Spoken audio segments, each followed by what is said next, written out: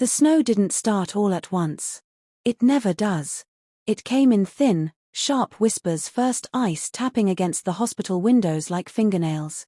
By the time my shift crawled toward its end, the world outside had turned into something hostile. White. Silent. Dangerous. I worked the 3 to 11 shift at the hospital back then. Evening hours. The kind of schedule that slowly disconnects you from normal life.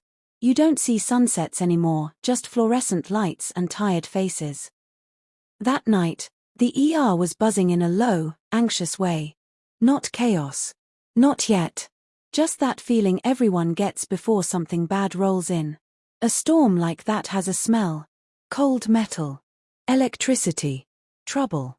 Near the end of my shift, I was in the ER when I spotted a couple of law enforcement officers warming themselves near the desk. I wasn't panicking, just cautious. I was a single mom with one vehicle and zero room for mistakes. I asked them casually, "Hey, road's getting bad?" They didn't hesitate. "Yeah," one of them said. "Take the highway. Only road that's being plowed and treated." That was all I needed to hear. I clocked out, pulled my coat tight, and stepped into the cold like it was a living thing trying to bite through fabric. The parking lot shimmered under the lights, every surface reflecting danger. I remember gripping the steering wheel harder than usual, knuckles already aching. I drove slow. Painfully slow. 30 minutes later, I eased my truck up the on-ramp to the highway. I remember thinking, "You're almost home. Just stay steady." I made it maybe 50 feet. That's all. The tires hit black ice, and the world snapped sideways. There was no dramatic spin. No slow-motion heroics. Just a violent jerk, metal screaming against metal, and then impact. The guardrail slammed into my truck with a bone-deep crunch. My body jolted forward, the seatbelt biting into my shoulder like it was angry at me for trusting the road. Silence followed. The kind of silence that rings in your ears. When I finally lifted my head, my truck was facing north, wedged against the guardrail, sitting in the southbound emergency lane like a wrong answer circled in red. Snow swirled past my windshield. The engine sputtered when I turned the key. Once. Twice. Nothing. I sat there staring at the dashboard, heart hammering, breath fogging the glass. 20 degrees outside. No heat. No cell phone. Because this was before everyone carried one like an extra limb. I told myself, okay. Stay calm. Someone will stop. They didn't. One car passed. Then another. Headlights slid by like indifferent ghosts. That's when the cold really set in. Not just outside, inside my chest. The realization that I was alone, stuck, and invisible. I waited as long as I could. But the truck wasn't starting, and the temperature was dropping fast. My fingers were already stiff, movement slow. I thought about my kids. About how stupid it would be to freeze to death waiting for help that wasn't coming. So I made a decision. I got out. The wind hit me like punishment. The highway roared above me as I climbed over the guardrail and started down the embankment. It was steep, 3 stories of frozen dirt and scrub, slick with ice. Every step felt like a gamble. One wrong move and I'd be tumbling. By the time I reached the city street below, my legs were shaking not just from the cold, but from adrenaline. I started walking back toward the hospital. Halfway there, headlights slowed beside me. A familiar face leaned out the window. One of our hospital security guards. "Jesus, what are you doing out here?" he asked. I didn't even try to sound tough. I just climbed in. He drove me back, the warmth of the car seeping into my bones. Inside the hospital, everything felt unreal, bright, busy, normal. Like the world outside hadn't just tried to kill me. I went straight to a phone and dialed the non-emergency number. I told them what happened. Where my truck was. That it wouldn't start. The woman on the line said, "You should stay with your vehicle." I laughed, not because it was funny, but because it was absurd. "It's 20 frigging degrees," I said. "It won't start." I would have frozen. A pause. Then. "Okay. We'll call you when we dispatch an officer." I waited. No call came. A friend took me home. I sat there that night staring at the wall, replaying the crash in my head, wondering what I could have done differently. I told myself the system would sort it out. That someone, somewhere, would see reason. The next day, I asked a friend who worked with a wrecker service to go check on my truck. He called me back not long after. "It's gone," he said. My stomach dropped. I called the non-emergency number again. "Oh," the woman said casually, like she was commenting on the weather. "A trooper had it towed as a hit and run. There's a warrant for leaving the scene of an accident." The words didn't register at first. "A warrant?" I repeated. "Yes." My hands were shaking. "I reported it," I said. "You should have a record." She paused, typing. We had over 220 accidents that night. It must have gotten lost in the shuffle. Lost. Like my truck. Like my trust. Like my sense of safety. I asked what I needed to do to get my truck released. "You'll need to contact the trooper and complete an accident report." She gave me his name. That's when I learned it. Master Trooper Jerk. And I had no idea yet that this storm wasn't even close to being over. Trapped between ice and authority. I didn't sleep much that night. Every time I closed my eyes, I saw headlights sliding past me on the highway. Every time I drifted off, my mind snapped back awake with the same thought. There's a warrant out for me. Not for drugs. Not for theft. Not for anything reckless or malicious. For trying not to freeze to death. The next morning, reality hit harder than the crash ever did. I was a single mom. I worked evenings. I had one vehicle. The one currently sitting in an impound lot, tagged as evidence of a crime I didn't commit. And now I was supposed to just wait. I called the number they gave me for the trooper. Straight to the precinct. "He's off duty," the desk officer said. "We'll leave him a message." That phrase, "we'll leave him a message," would haunt me for days. "Can someone else take the report?" I asked. "No." "What about a supervisor?" "No." I hung up and stared at the phone like it had personally betrayed me. Hours passed. Then a full day. Then another. Each time I called, I got the same answer. He wasn't there. He wasn't available. He was busy. He was off. He was unreachable. Meanwhile, every minute that truck sat in impound, the bill grew. Storage fees. Tow fees. Paperwork fees. All piling up while I sat powerless on the other side of a phone line. By the third day, frustration curdled into something sharper. I called again and asked, politely, at first, to speak to a supervisor. The man on the other end sighed, like I was an inconvenience. "He's on vacation," he said. Vacation. I laughed. I couldn't help it. "So, who's handling his cases?" I asked. "He has to do it himself." I knew that was bullshit. Even then, even without knowing policy inside and out, I knew it. No system designed to function lets one person bottleneck justice entirely. But knowing something is wrong doesn't mean you can fix it. I was stuck. I thanked him through clenched teeth and hung up. I sat at my kitchen table and put my head in my hands. My kids were at school. The house was quiet. Too quiet. The kind of quiet where your thoughts echo. I thought about work. About my schedule. About how long I could borrow rides before people started getting annoyed. About how many favors I'd already used up just surviving. Thankfully, mercifully, my uncle stepped in. He had a few vehicles and loaned me one without hesitation. No judgment. No questions. Just help. That loan saved me. But it didn't erase the rage.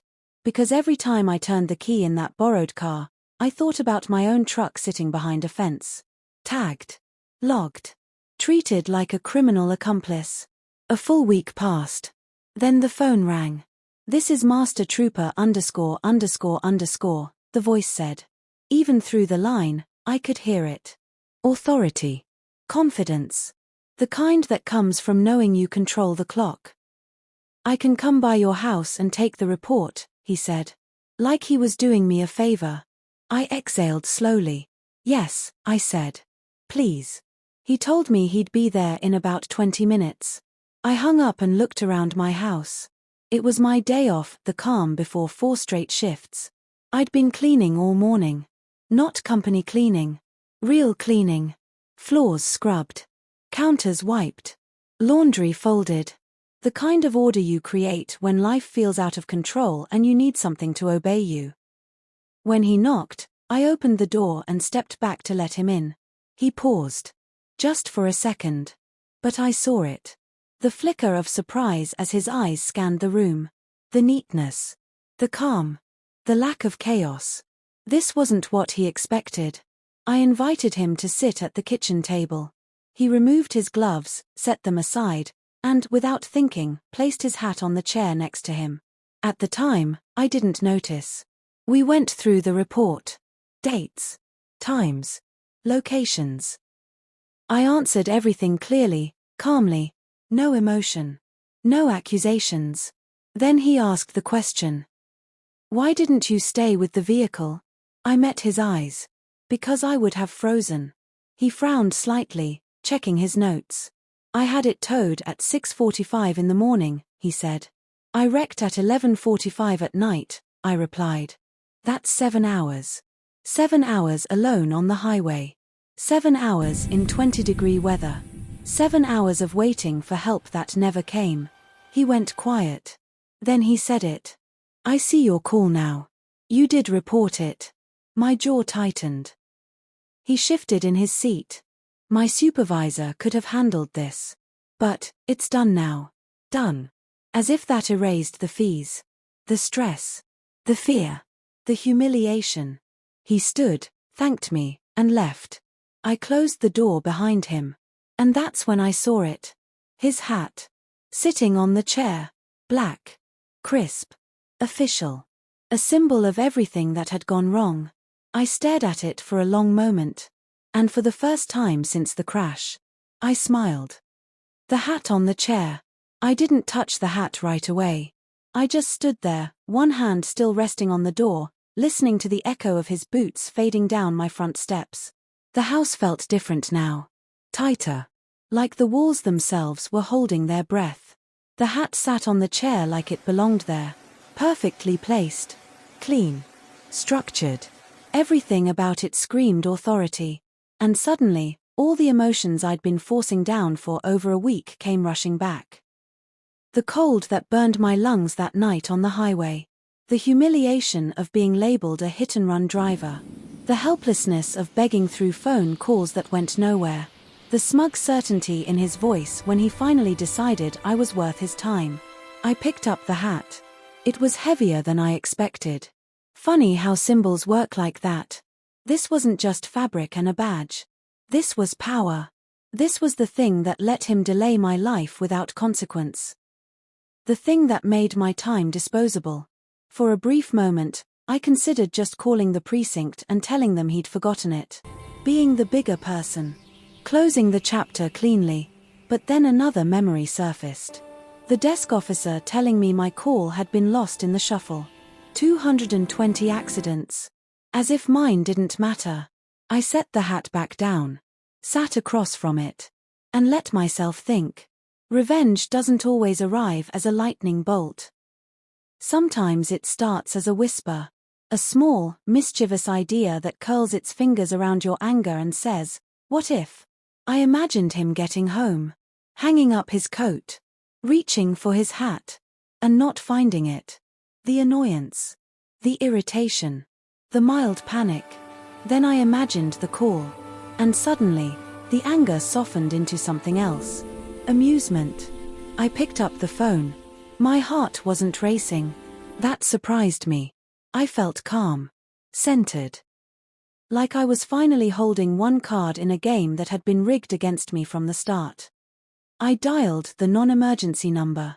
When the dispatcher answered, I shifted my voice, not dramatically, not cartoonishly, but just enough. Lower. Slower. Softer.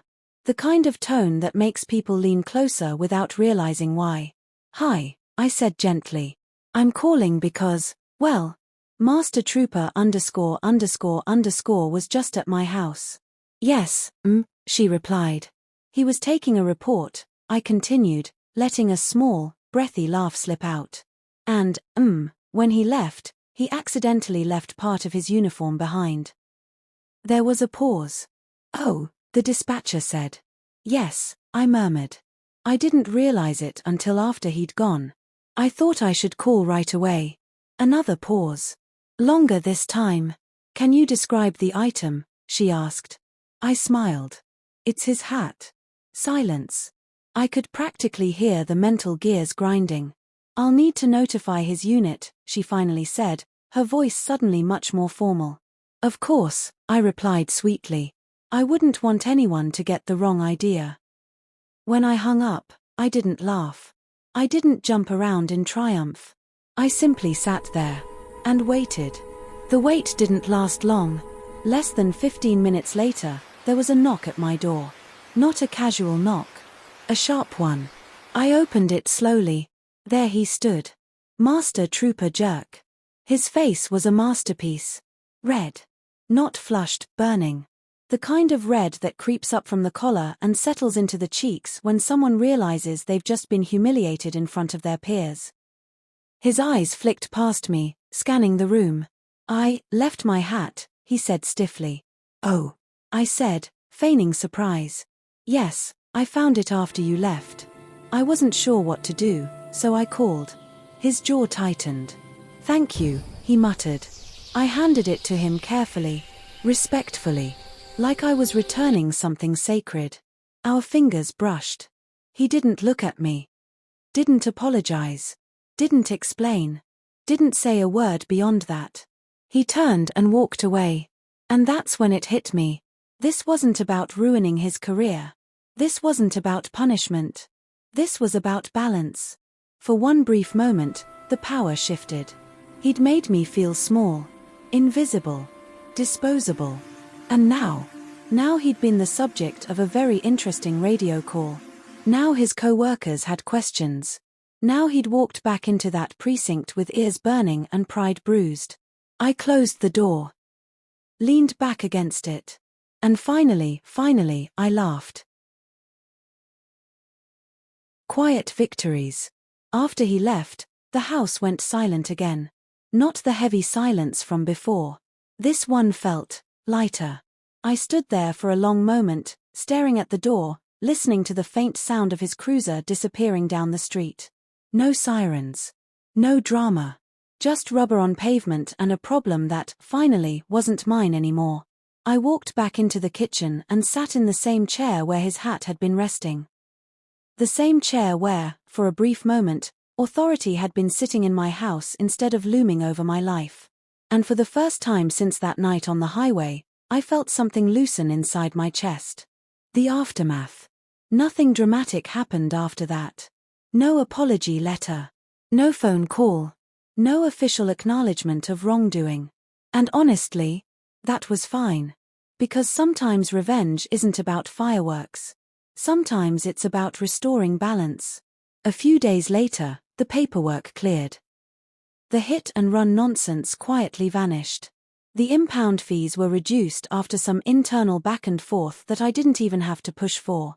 Funny how things move faster once someone feels embarrassed. I picked up my truck from the shop. Dented. Scratched. But fixable. Just like me. What he took and what he gave back. That trooper took something from me that week. He took my time. My peace of mind. My sense of safety. He made me feel small, like I was a problem instead of a person. But without meaning to, he also gave something back. He reminded me that power isn't always loud. That dignity doesn't require permission. And that even when the system fails you, you don't have to stay silent. I didn't scream at him. I didn't threaten him. I didn't destroy anything.